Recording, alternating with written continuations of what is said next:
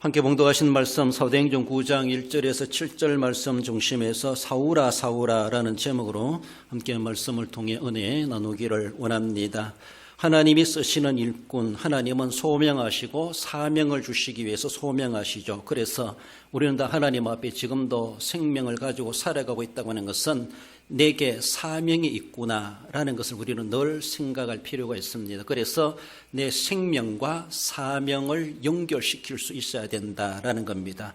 또 다르게 보면은 내게 일어나는 좋은 일, 내게 일어나는 안 좋은 일, 모든 것 세상 살아가면서 더욱이 좋은 부분으로 생각해 볼 때 복을 받은 것, 뭔가 이루어낸 것, 뭔가 뜻을 이룬 것, 기쁜 일이 있을 때 그것을 하나님이 이 일을 통해서 무엇을 하시기 위함인가 사명으로 연결시켜가는 것은 신앙인의 자세입니다. 그리고 사명자의 자세입니다. 그래서 사명으로 연결시키지 않으면 자기 공을 드러내게 되어지고 자기 교만에 빠질 수가 있습니다. 조금 안 좋은 일이 생겼다 할지라도 이를 통해서 하나님이 나를 무엇을 하길 원하시는가, 내게 무엇을 요구하시는 것인가, 내가 이 일을 통해서 어떻게 하나님 앞에 반응, 또 일을 하기를 원하시는가, 안 좋은 일이라 할지라도 사명으로 연결시키려고 하는 것은 신앙인의 자세요, 사명자의 자세다라는 겁니다.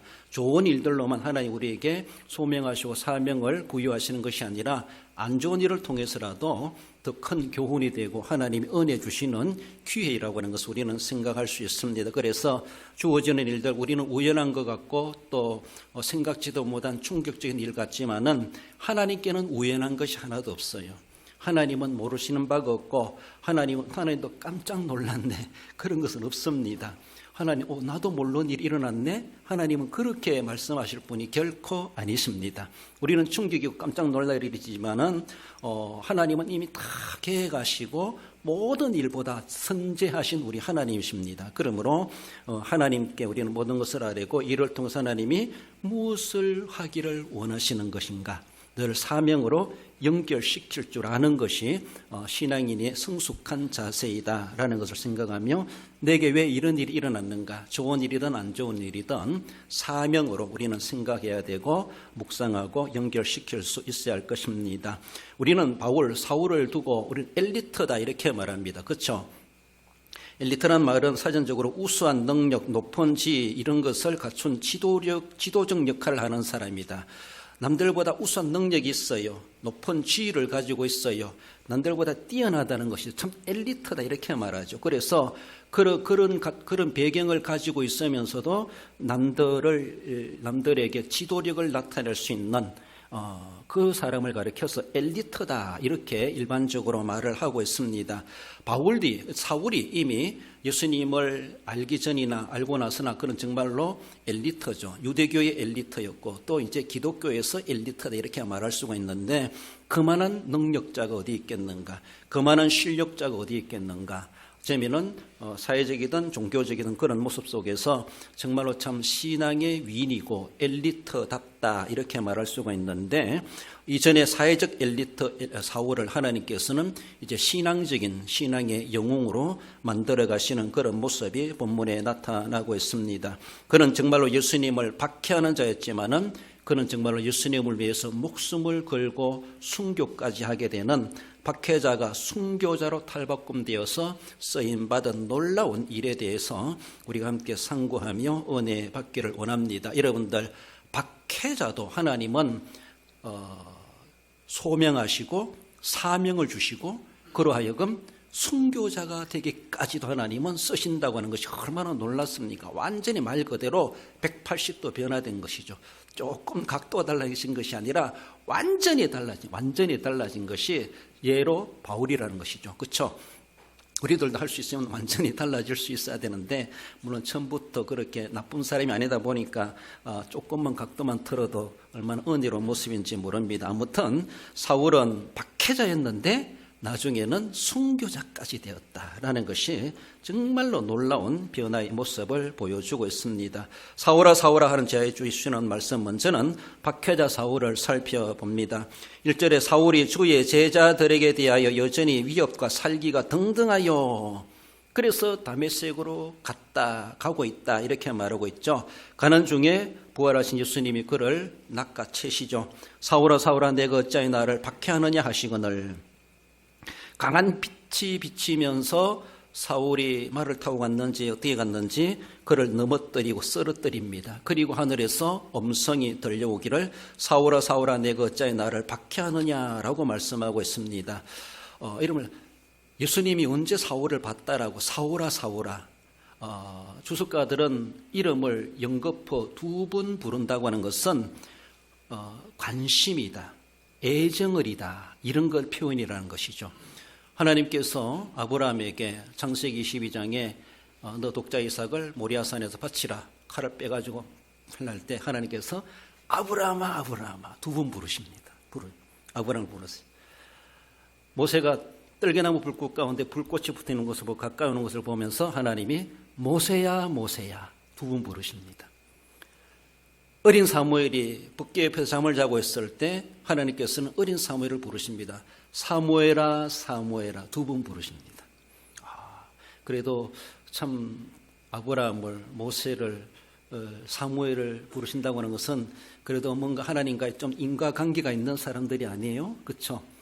예수님도 베드로를 두고서 시몬아 시몬아 시몬아 시몬아 사탄이 너를 밀가부로 하고 있다. 그러면서 내가 너가 범죄하지 않도록 내가 기도하였노라 라고 말씀하시면서 누가복음 22장에 시몬을 시몬아 시몬아 예수님이 애정어린 목소리로 베드로를 그렇게 부르시는 모습이 나옵니다. 오늘 본문에 사울아 사울아 예수님이 사울을 언제 봤다고 또 사울이 어떤 존재인데 어쩌면은 초면인 것 같지만 이제 처음으로 만나는 모습 같지만 이미 예수님은 다 보고 계셨다는 것이죠. 다 보고 계셨다는 거예요. 내가 무화과 나무 아래 있을 때 보았노라 라고 말씀하시는 것처럼 우리는 처음 만나는 것 상견하는 것 같지만은 예수님은 그의 모든 인생의 일대기를 지금까지 다 보고 있었어요. 예수님께서 어쩌면은 사울의 모든 그의 행패 부리는 모든 수작들 모든 일들을 예수님은 다 손 꼽고 보고 다 계산하고 계시지 않았겠는가. 그래서 때가 되었을 때 우리 주님께서 갑자기 그에게 나타나실 줄이야. 사울은 생각지도 못했고 동행하는 사람도 생각지도 못했고 대비하지 못했겠지만은 이미 예수님은 다 계산 속에 계획 속에 우리 주님께서 사울을 찾아오셔서 이미 알고 있었던 사람처럼 아브라함을 부르시듯이 사울아 사울아 얼마나 관심이 있고 애정 어린 목소리로 부르시는지 몰라요. 어떤 친구는 꼭 기도할 때 하나님 하나님 이렇게 부르더라고요. 하나님 하나님 그것도 괜찮다 싶어요. 그것도 애정 어린 표현인가? 하나님 하나님 기도할 때마다 하나님 하나님 이렇게 부르더라고요. 그렇죠? 그것도 괜찮다 싶은데 아무튼 주석가들은 그래요. 하나님이 우리 사람을 부를 때에 2번씩 이렇게 부른다고 하는 것은 그만큼 하나님의 마음에 진지함이 있죠. 내가 진실로 너희에게 이르노니 이렇게 말씀하시는 것처럼 그만큼 강조가 있어요. 주님의 마음이 그만큼 관심이 깊고 애정 어린 목소리로 그를 그렇게 부르시는 주님의 목소리다라고 그렇게 표현하기도 합니다. 내가 어찌하여 나를 박해하느냐. 박해자를 향하여서 주님은 관심 있게 애정 어린 마음으로 진심인 마음으로 그에게 찾아오시는 주님의 노크, 주님의 모습을 볼 수가 있죠. 그 사울이 어떤 사람인가? 그가 고백해 주는 것처럼 디모데전서 1장 13절에 내가 전에는 비방자요 박해자요 폭행자였으나 그렇습니다. 다 그 말입니다. 비방자였습니다. 기독교를 비판하고 완전 반대 세력이죠. 박해하죠.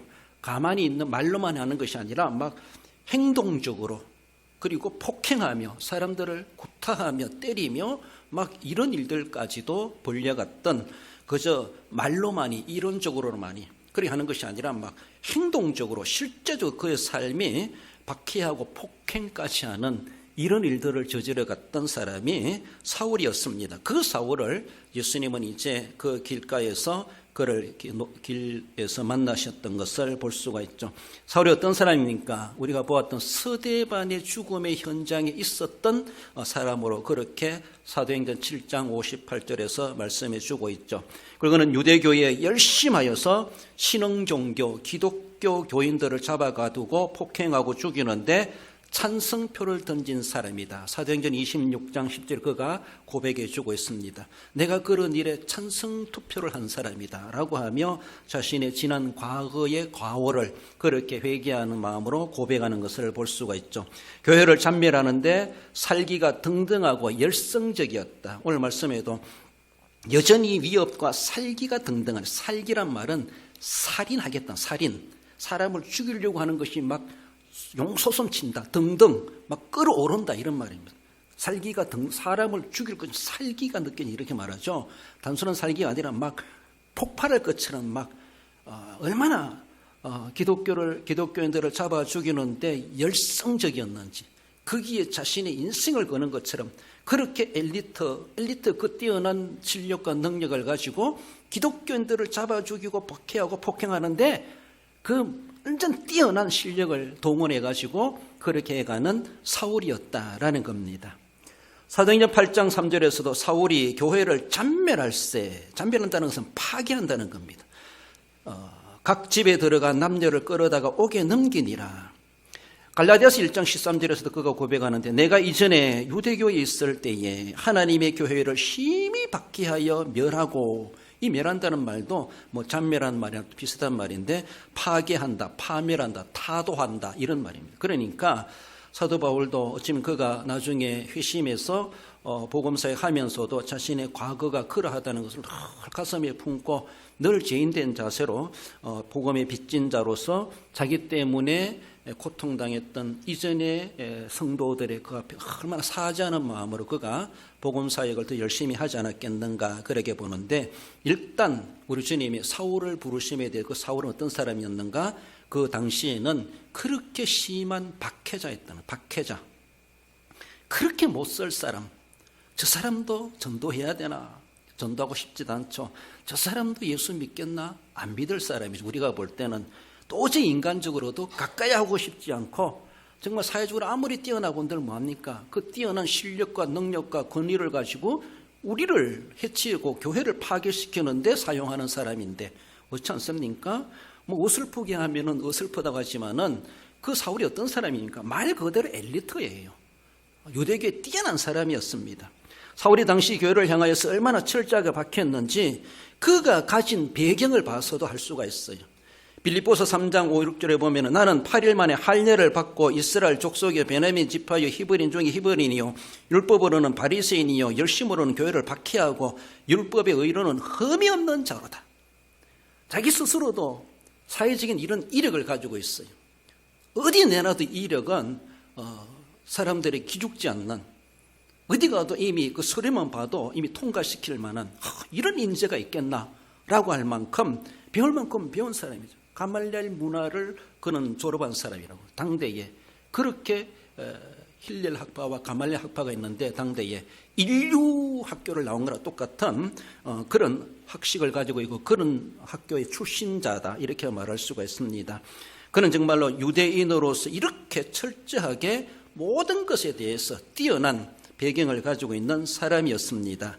사도행전 21장에 보면 그는 유대인이면서도 로마 시민권을 가진 사람이라고 말하고 있어요. 로마 시민권. 그래서 유대인이면서도 로마 시민권을 가지고 있기 때문에 함부로 바울을 못하는 그런 사회적 배경, 신분을 가지고 있는 사람이었습니다. 인간적으로 얼마나 완벽한 사람인가, 이런 배경, 이런 이력을 가지고 있는 사람, 그 가지고 있는 완벽하리만큼 그 배경만큼이나 교회를 박해하는데도 아주 완벽하게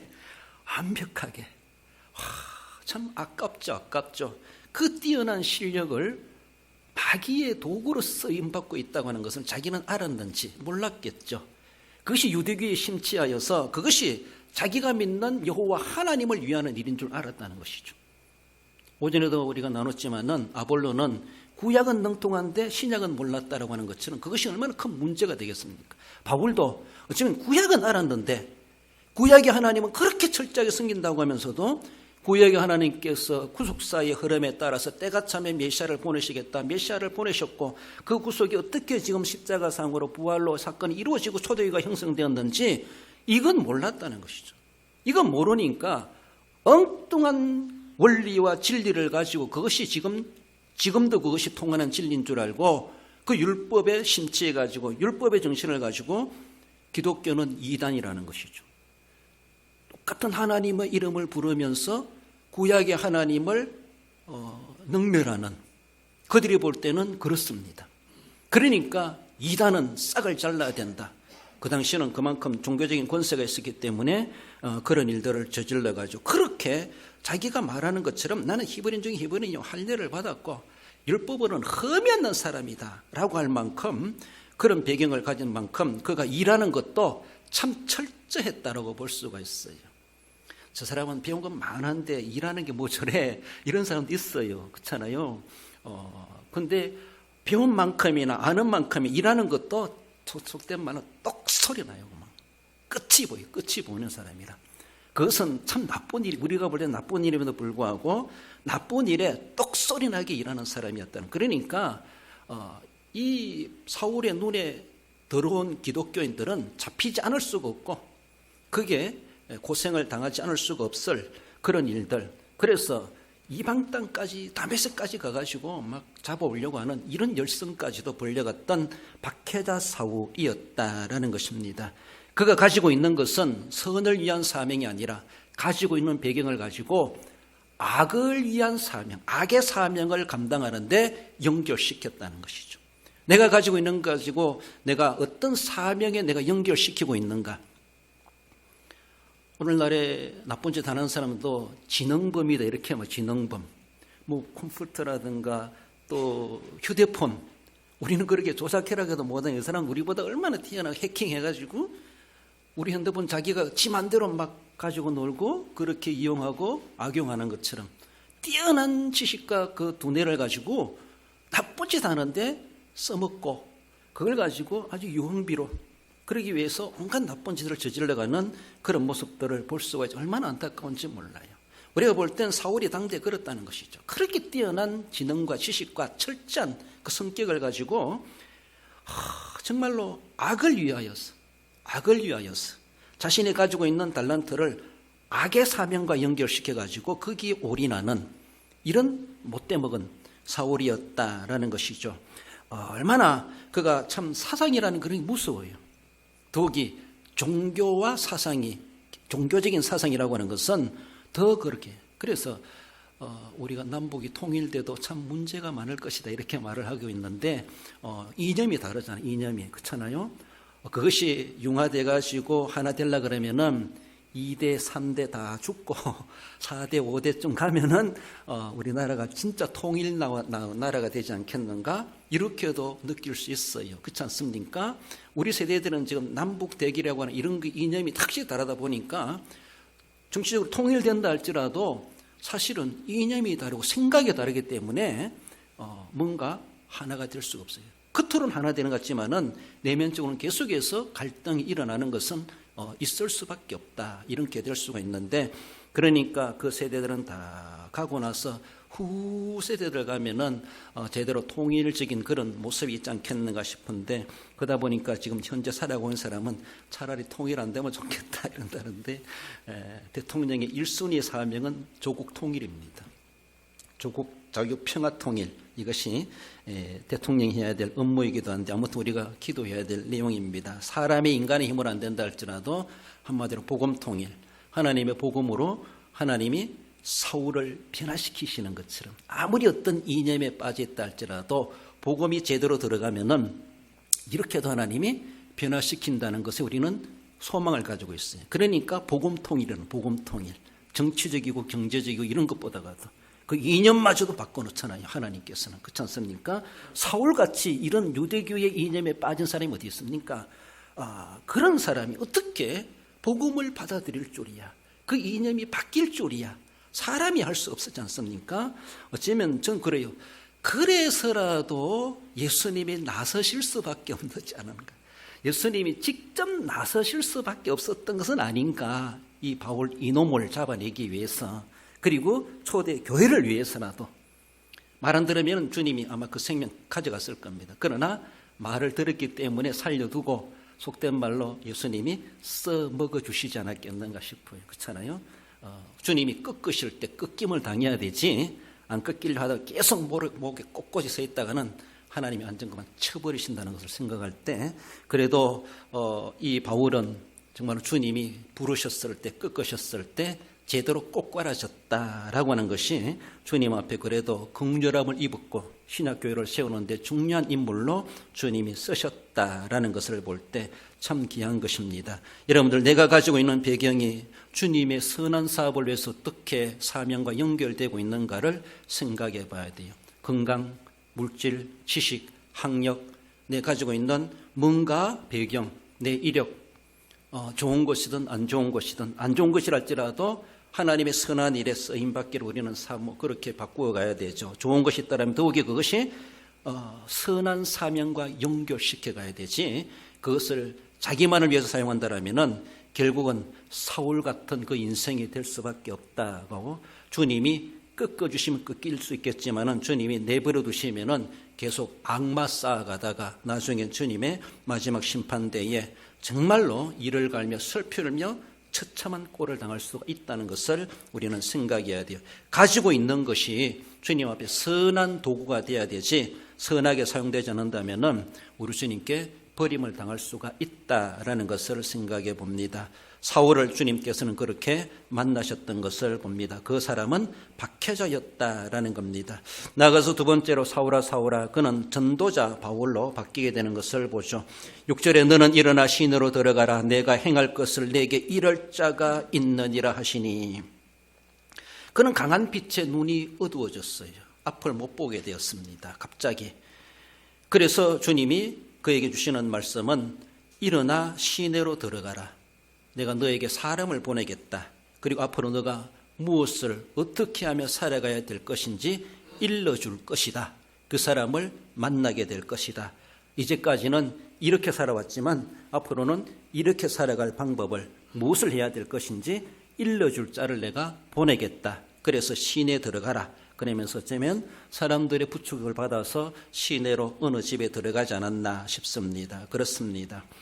사도행전 13장 9절에 보면 바울이라고 하는 사울이 성령이 충만하여 그를 주목하고, 그래서 성경상에 바울과 사울이 동시에 나오는 구절이 13장 9절입니다. 그래서 여기서부터 어쩌면은 그 사울이 바울로 이름이 공식적으로 바뀌어지는 그런 모습을 볼 수가 있죠. 바울이라고 하는 사울이 성령이 충만한 이 바울이란 사울이라는 말은 히브리어식 이름이라면은 바울이라는 말은 헬라어식 이름입니다. 헬라어식. 그렇습니다. 참 사울은 히브리어적인 이름으로 그 이름인데 참 그 이름답게 살았습니다. 히브리식으로 살아왔고, 다르게 보면 완전히 구약식이라는 것이죠. 구약식, 율법식이라는 것이죠. 그 인생이. 그렇게 살아왔다면 어쩌면은 나중에 헬라어식이라고 하는 것은 그 당대에 통용되는 언어가 헬라어입니다. 그 신약 성경이 헬라어로 기록되지 않습니까? 구약 성경은 히브리어로 기록되어 있고, 그 당대의 로마가 장악한 그 지역은 공식적인 언어가 통용되는 행정 언어가 헬라어입니다. 그래서 헬라어로 신약 성경이 기록되는 것이 대부분으로 볼 수 있는데, 그래서 어쩌면은 성경 기자는 그를 바울이다, 헬라어식 이름을 그렇게 동시에 기록해 주고, 바로 그 바울이 사울이고 사울이 바울이다라고 하는 것을 말씀하고, 앞으로 너 인생은 히브리식만이 아니라 이제는 헬라어식, 온 세계의 이방인을 향하여 세계 땅끝까지 그 이름이 알려지고 그 이름 그대로 쓰여져야 될 것에 대해서도 그 이름에 암시해 주고 있다라는 겁니다. 그래서 사울이 바울이고 바울이 사울임을 말씀하고 있는데, 그가 성령이 충만했다 그렇게 말씀합니다. 이방인의 사도 바울로 그렇게 주님은 세우시게 되는데, 9장 15절에 보면은 이 사람은 내 이름을 이방인과 임금들과 이스라엘 자손들에게 전하기 위하여 택한 나의 그릇이라. 아나니아라고 하는 선지자를 그에게 보내십니다. 주님, 내가 그게 갑니까? 바울이 어떤 사람입니까? 사울은 이름 난 사람입니다. 이미 기독교 사회에 그 악명 높은 사람이라는 걸 다 알고 있는데 내가 그것을 어떻게 만납니까? 아나니아가 주님이 보내서 가라 하는데도 겁이 나서 못 가려. 그러나 가라. 가가지고 그 사람이 어떤 사람인지 예수님이 아나니아에게 이방인과 임금들과 이스라엘 자손들을 위하여 내가 택해놓은 그릇이다. 그러니까 이제는 그렇지 않을 것이다. 그러니까 이것을 위해서 내가 잡아놨다. 그러니까 네가 가서 안수해서 사명자로 세우라 라고 하며 아나니아라고 하는 선지자를 주님이 감동 주시고 보내시는 것을 볼 수가 있습니다. 그때에 주님이 말씀하시는 것이 내 이름을 위해서, 예수 그리스도 이름을 위해서 이방인과 임금들과 이스라엘 자손들에게 전하기 위하여 내가 택해놓은 그릇이다. 앞으로 바울이 어떤 사명자로 쓰임받을 것인가 라고 하는 것을 그가 바로 그 자리에서 예수님이 그 선지자에게 말씀해 주셨던 것을 볼 수가 있죠. 바울은 영문도 모르고 쓰러지고 눈이 어두워서 앞을 보지 못하고 거기 어쩌면은 깜깜하게 갇혀 있는 것처럼 그런 처지에 있지만은 우리 주님은 이미 다 계획 속에 일들을 하나하나 그를 하나님의 사람으로 만드는 과정을 이루어 가셨던 것을 볼 수가 있습니다. 그래서 어쩌면 그는 바울과 바나바가 유대인에게 복음을 전하는 그런 사람으로 나타나게 되죠. 안디옥 교회가 처음으로 선교사를 내보낼 때 바울과 바나바를 따로 세워서 그들을 안수하여 선교사로 내보내라 했을 때 안디옥 교회에서 처음으로 선교사로 나가면서 그때부터 이제 사도 바울의 전도 여행이 시작되게 된다. 사도행전에 기록되는 것을 볼 수가 있죠. 이미 우리가 말씀 상고했던 것처럼 바울은 자신의 과거의 이력 때문에서라도 가는 곳마다 성도들을 만나는 것이 얼마나 두렵고 또 미안하겠습니까? 그 당시 기독교인들도 바울 이름만 생각해도 치가 떨리고 그 사람 꿈에도 나타날까 봐 겁나는, 그런데 바울이 변화되었다? 이 말을 잘 못 믿었어요. 못 믿었어요. 인정 안 해주려고 그랬어요. 싫었어요. 그 사람은 죽어도 싸고 그 사람은 지옥과도 싸고 그 사람은 예수 믿을 필요도 없고 우리가 볼 때는 막 그런 악이 돋치는 이름만 생각해도 막 그 사람이 무슨 복음, 그 사람에게까지 줄 복음이 없다 이렇게 할 정도로 그렇게 여겨졌죠.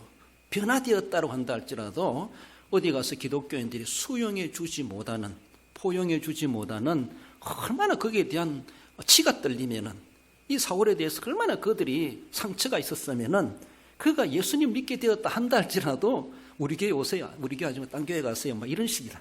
이런 식이야. 오는 것도 환영하지 않아.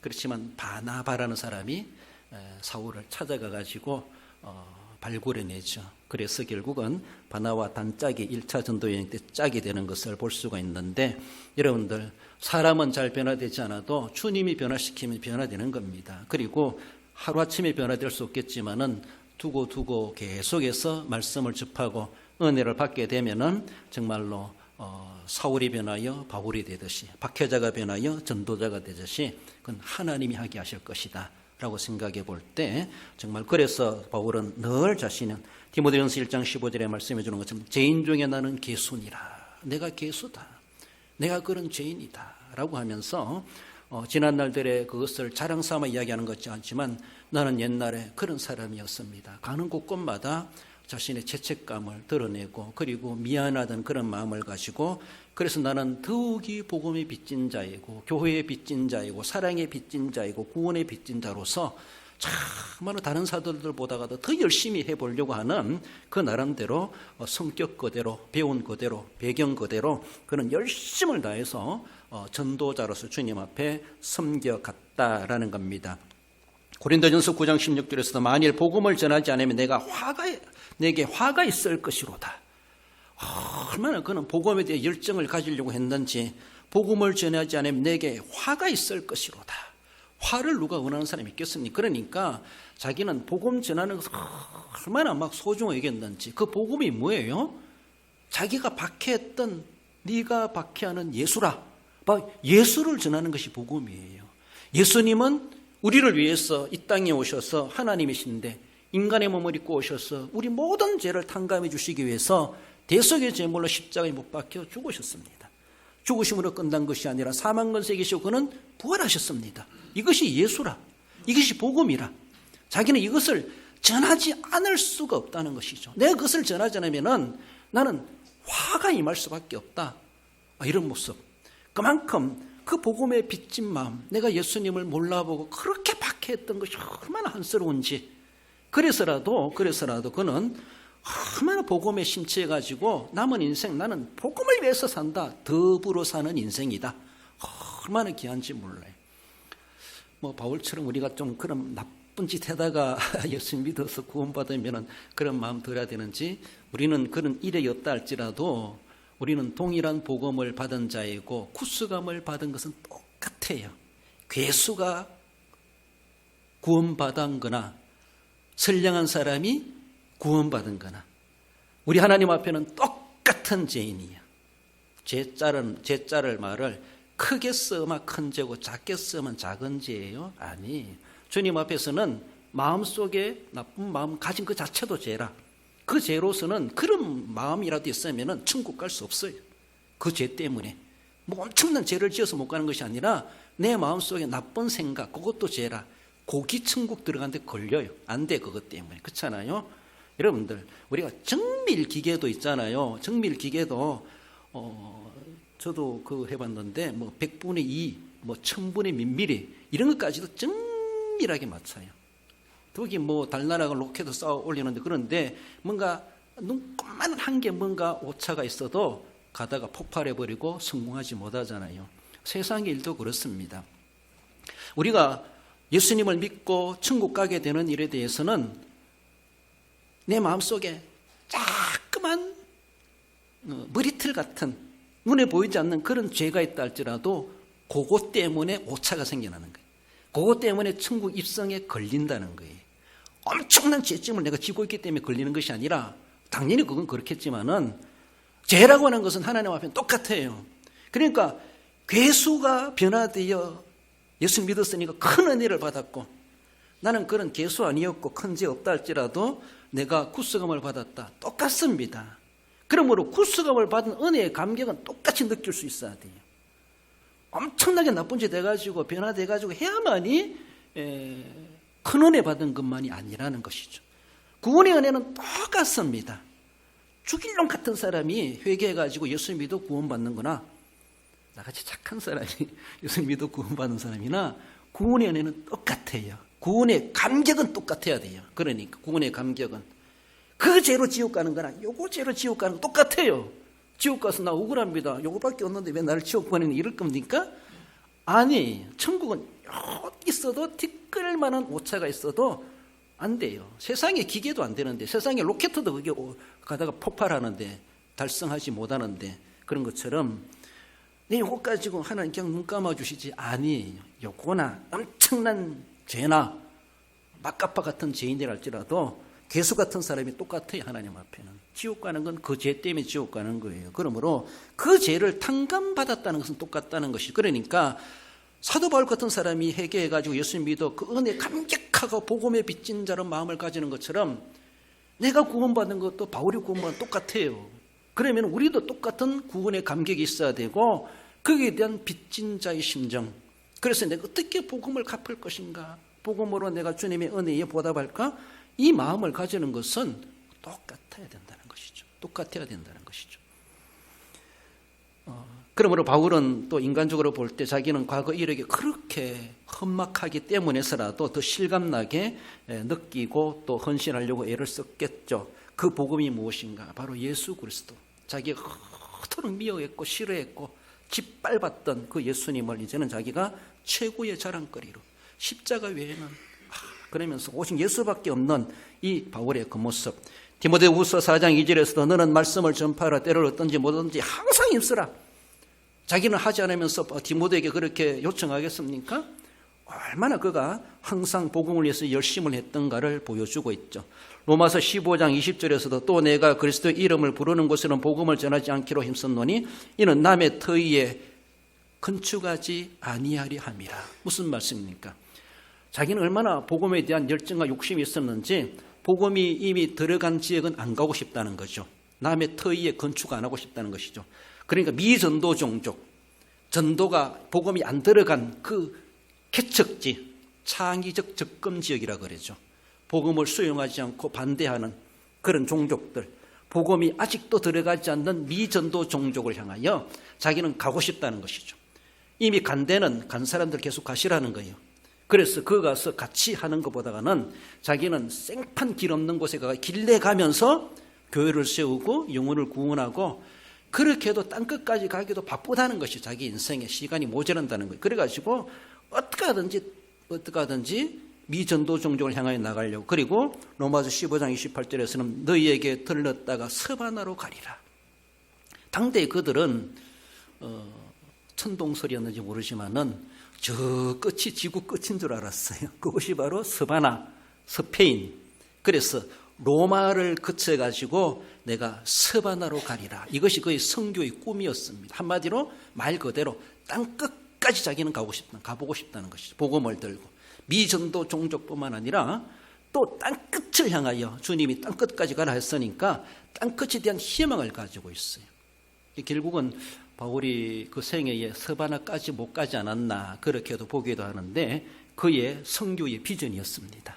남이 안 가는 곳에, 험악한 곳에, 먼 곳에 자기가 자원해서 가려고 그랬고, 그리고 땅끝이라도 완전히 지구 반대편이라도 가려고 하는 그런 열정, 그 얼마나 복음을 위해서 전도자로서의 사명을 가지고 있었던가라고 하는 것이죠. 그렇습니다. 은혜 받으면은 거리가 문제가 생기잖아요. 날씨고 환경이 문제가 생기잖아요. 탓하지 않습니다. 저 어릴 때도 우리 아버지는 매일 먼 동네 구역장 맡아가지고 간다고 막 그런 말씀을 들어보았는데, 할 수 있으니까 맡기는 거예요. 그렇잖아요. 할 수 있으니까, 할만하니까. 또 그렇게 누군가가 해야 된다라면은 지사님밖에 없습니다, 장로님밖에 없습니다, 이렇게 할 수 있어요. 그래서 자원하는 사람이 있으면 그렇게 할 수 있겠지만은, 사도 바울은 자기 스스로가 아무도 안 가는 곳에 가고 싶었고, 저 멀리까지 자기가 자원해서 복음이 빚진 자로서 가려고 얼마나 전도의 열정이 있었는지, 이미 교회가 세워져 있고 전도가 하기 좋은 동네는 참 좋잖아요. 가면 복음이 막 쑥쑥 빨아들이는 것 같고 전도가 잘 되는 재미도 있는데, 미전도 종족 가봐요. 무슨 소리인지 못 알아들어요, 그 사람들은. 도리어 그들이 숨기고 있는 토속 종교가 있어요. 그런데 거기 가서 복음을 전한다는 것은 얼마나 수십 배 노력이 필요하고 고생이 있다라는 것을 볼 수 있음에도 불구하고, 그는 복음의 빚진 자로서, 전도자로서, 그 핍박자가 이런 열성적인 전도자로 바뀌어진 것은 바로 예수님께 붙잡힘을 받았다는 것. 예수님께 붙잡힘을 받았다는 것이죠. 마지막으로 사울아 그는 박해받는 사도가 되었습니다. 7절에 보면 같이 가던 사람들은 소리만 듣고 아무도 보지 못하여 말을 못하고 서 있더라. 우리 하나님께서, 우리 예수님께서 참 재미있는 것은 아마 바울의 수행원들이 있었던 것 같아요. 다메섹 도상에. 그런데 강한 빛이 내리쬐치면서 소리가 났는데 오직 바울에게만 그 빛이 임했는지, 쓰러지기도 바울만 쓰러졌는가 이렇게 볼 수가 있고, 다른 사람들은 소리는 들었어요. 아무것도 보지 못했어. 소리 들어도 무슨 소리지? 저들은 영문도 몰랐을 것이고, 그리고 바울이 쓰러져 있는 그런 모습을 보면서도 자기들도 어떻게 해야 될지 모르는, 어쩌면은 신체적으로 볼 때 바울은 눈이 어두워지기까지 됐는데 다른 수행원들은 그렇게까지는 안 했을 것이다 라고 짐작이 됩니다. 아무도 보지 못하여 말을 못하고 서 있더라. 그들은 서 있다 그래요. 바울은 쓰러졌는데 이런 모습에서 그들은 멀쩡하죠. 하나님, 예수님도 참, 그럼 서 있는 사람들은 나중에 어떻게 됐겠나? 저는 참 궁금해요. 궁금한데, 그들이 나중에 바울처럼 변화돼 가지고 그리스도인이 되었겠는가? 계속 핍박자의 길을 갔겠는가? 잘 모르겠지만은 아무튼 그들과 바울이 받은 하나님, 주님을 만남에 대한 체험이 한 장소에서라도 달랐다는 것이죠. 그래서 그들은 쓰러지지 않았고 서 있더라 말하고, 바울은 어쩌면은 내동댕이 쳐지는 것처럼 주님이 그렇게 호되게 만나 주셨던 것을 볼 수 있습니다. 사도행전 9장 23절에 보면은 여러 날 지남에 유대인들이 사울 죽이기를 공모하더니, 사울이 배신했어. 유대교 입장에서 바라볼 땐 정말로 얼마나 격분하겠어요. 그 잘난 사람, 그 똑똑한 사람, 정말로 유대교를 위해서 그렇게 열성적인 사람이 하루아침도 아니겠죠, 단번에 변화되었어. 완전히 정반대되었을 때 유대교에 있는 사람들은 난리 났겠죠.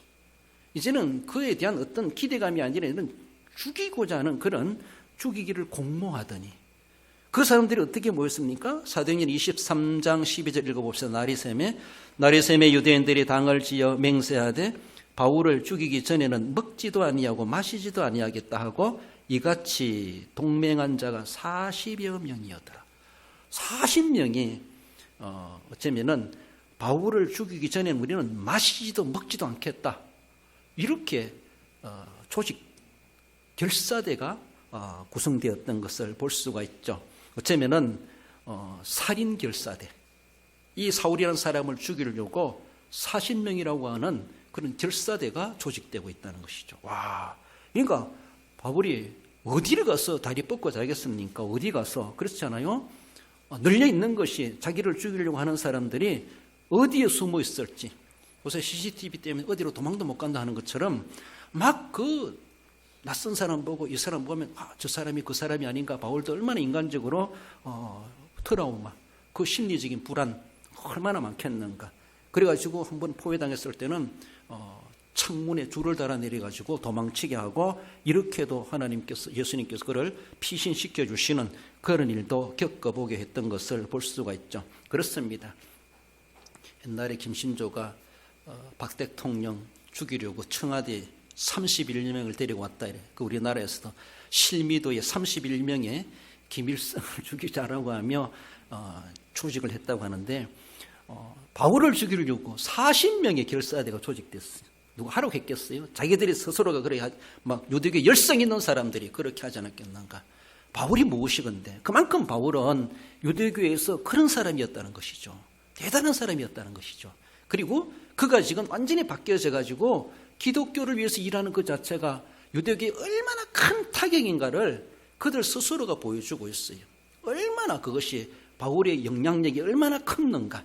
반대적인 입장에서도 이짝의 입장에서도 그렇죠. 그런 모습 속에서 바울이 그러니까 얼마나 박해의 중앙에 서 있는지, 그의 인생에 있어가지고 얼마나 이런 박해를 당해야 되는지, 어디를 가든지 그는 자기 목을 노리려고 하는 사람들이 널려 있다고 하는 것을 늘 생각하지 않을 수가 없었다는 겁니다. 그 어떤 박해를 당했는가? 고린도후서 11장 23절에 보면은 읽어볼까요? 한 읽어봅시다. 시작. 내가 수고를 넘치도록 하고 옥에 갇히기도 더 많이 하고 매도 수없이 맞고 여러 번 죽을 뻔하였으니 40에서 하나 감한매를 5번 맞았으며 3번 태장으로 맞고 1번 돌로 맞고 3번 파선하고 일주야를 깊은 바다에서 지냈으며 강해, 강도, 동족, 이방인, 시내, 광야, 바다, 거짓 형제 중에 위험을 당하고 또 여러 번 자지 못하고 줄이며 목마르고 여러 번 굶고 춥고 헐벗었노라. 그렇습니다.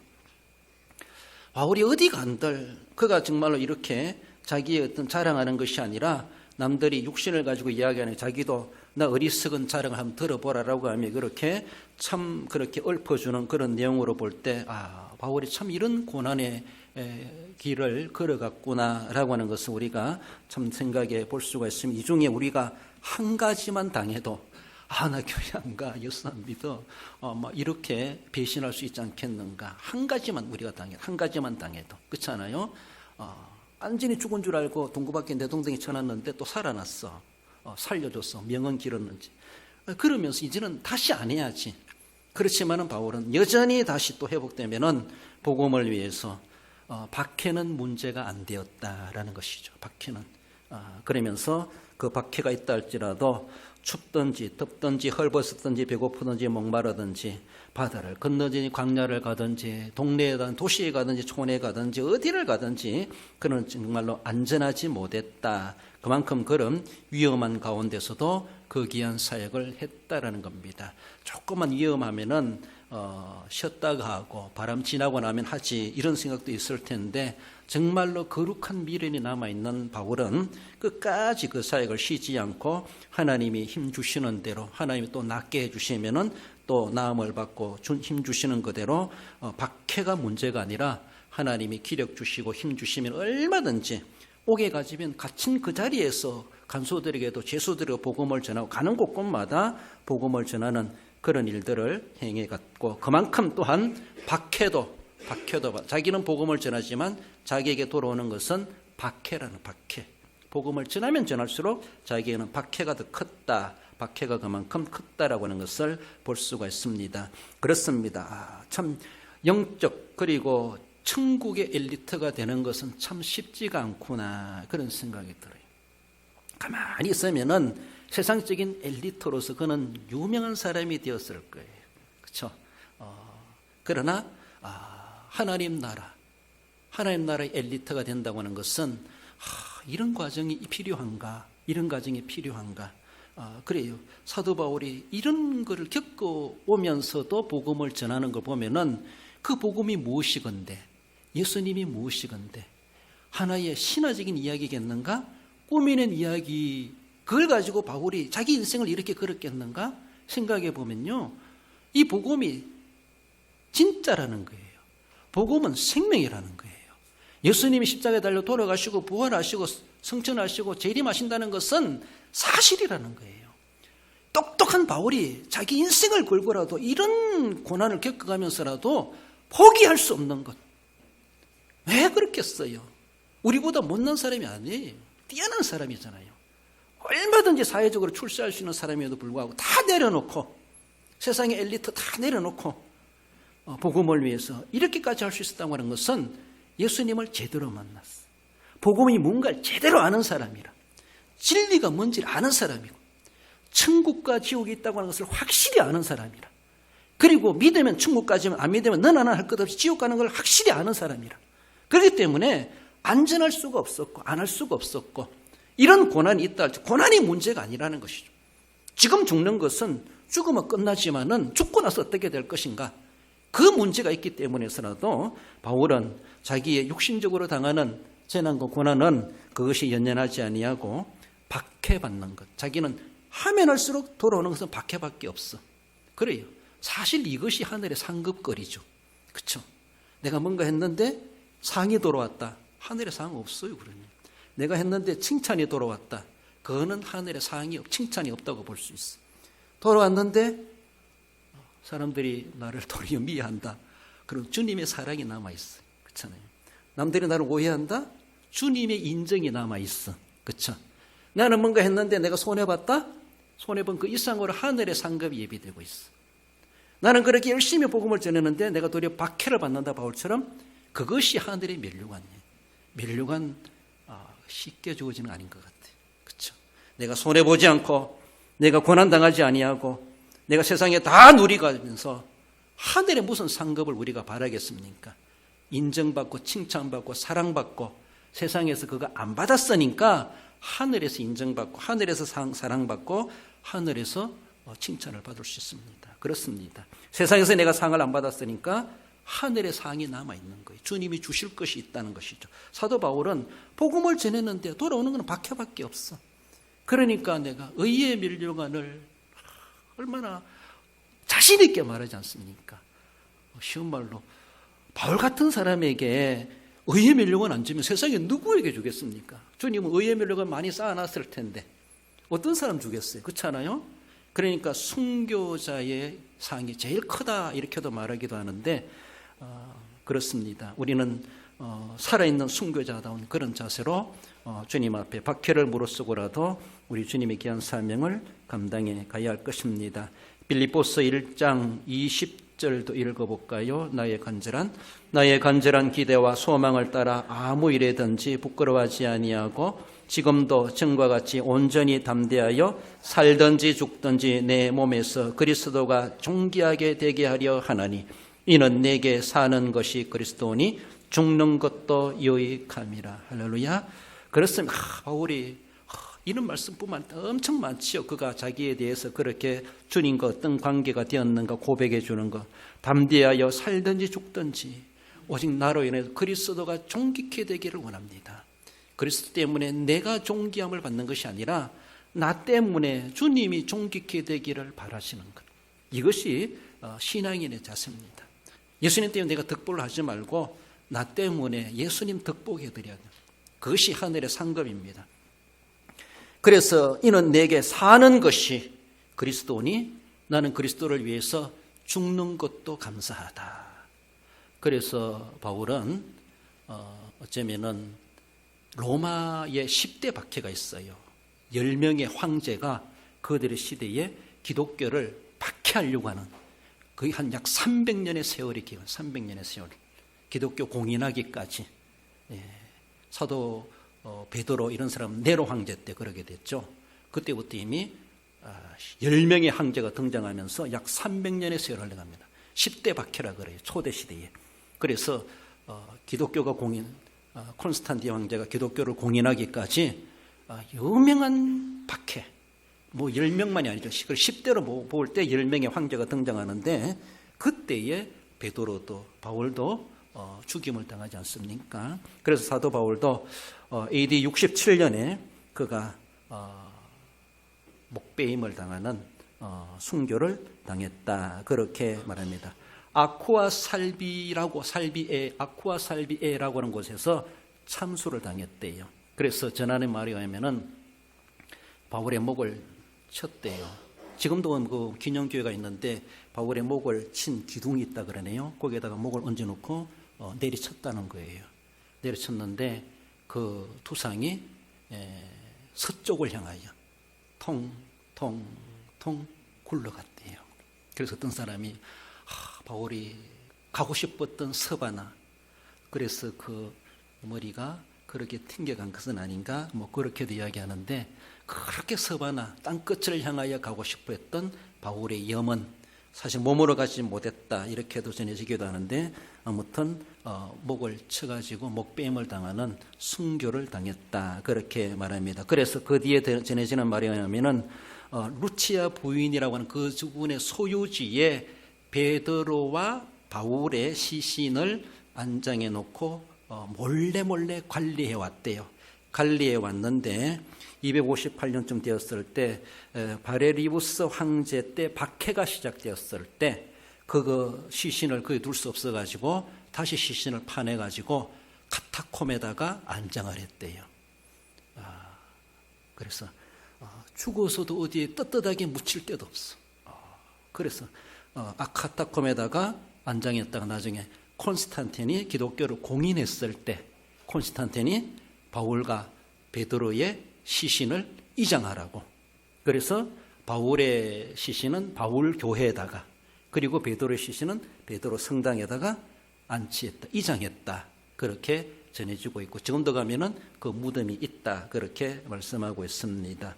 아무튼 이런 모습 속에서 나중에는 기독교가 공인되지만 그때까지 박해를 당해가면서 고난을 당했던 앞서간 믿음의 선조들이 있고 그 중에 오늘 본문에 사울, 바울이 있었다라는 겁니다. 여러분들, 그렇습니다.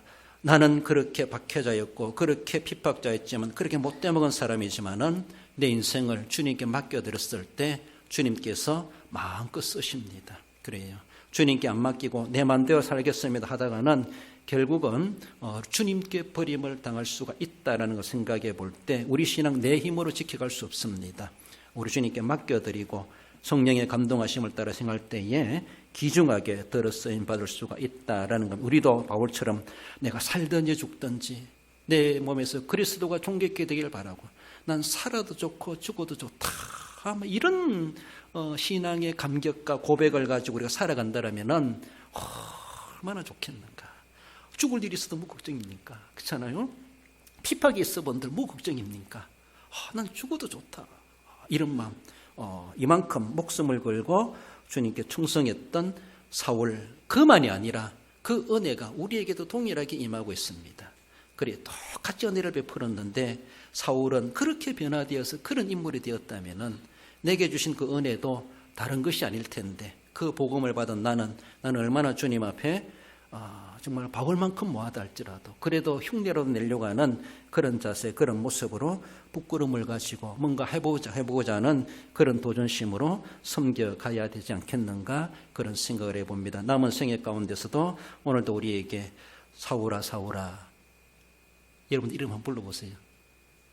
우리 주님께서 누구야 오늘도 부르시고 계시다면 그 음성이 무슨 의미가 있겠는가라고 생각해 보시면서 그 사오라 사오라 부르심에 사울은 코를 끼었어요. 그래서 거룩하게 주님이 끌림을 받아서 주님이 가라 하시는 대로 기중하게 들어 쓰임 받았다는 사실을 기억하며 오늘도 우리 이름을 누구야 부르시면서 애정 어린 관심 어린 내가 너에게 기대가 크다라고 하시면서 맡기셨을 때 기꺼이 주님 앞에 딱 거룩한 연합을 이루어 섬겨간다면은 내 인생, 내 자녀, 우리 하나님께서 책임져 주신다는 것을 기억하고 믿음으로 승리 생활에 가십시다. 결론적으로 읽어봅시다. 교회를 제1선에서 박해한 사울이 예수 그리스도께 붙잡혀 온갖 박해를 무릅쓰고 열정 있는 전도자 바울이 됨같이 인생을 온전히 주님께 맡겨 하나님을 존귀하게 하는데 쓰임받는 성도가 됩니다. 그렇습니다. 내가 하나님을 존귀하게 드릴 때 하나님은 우리 자손들을 하나님께서 존귀한 자로 만들어주시고 쓰신다는 것을 기억하며 귀중하게 들어 쓰임 받으시는 우리 모든 성도 여러분들 되시기를 주님의 이름으로 축원드립니다.